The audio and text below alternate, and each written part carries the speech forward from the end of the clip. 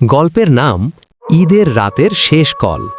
ঈদের রাত, চারদিকে আনন্দ, হাসি, আতশবাজির শব্দ। কিন্তু রাত 2টার পর সব শান্ত হয়ে গেল। রিফাত একা তার ঘরে শুয়েছিল।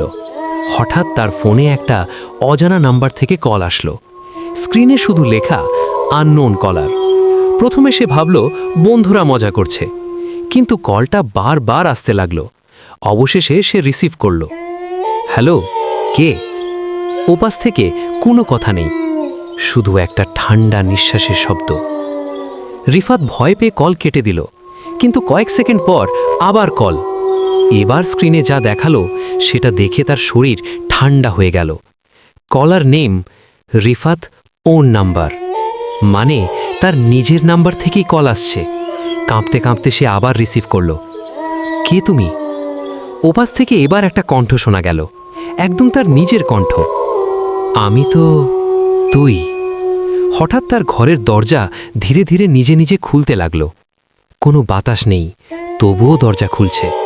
ফোনের ওপাশ থেকে আবার আওয়াজ, আমি ভিতরে ঢুকে গেছি।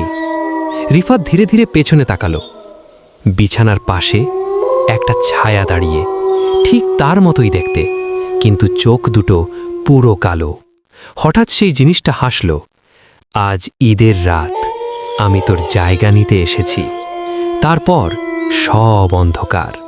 পরদিন সকালে রিফাতের ফোনে আবার একটা কল আসে। স্ক্রিনে লেখা রিফাত কলিং, কিন্তু রিফাত তো আর বেঁচে নেই।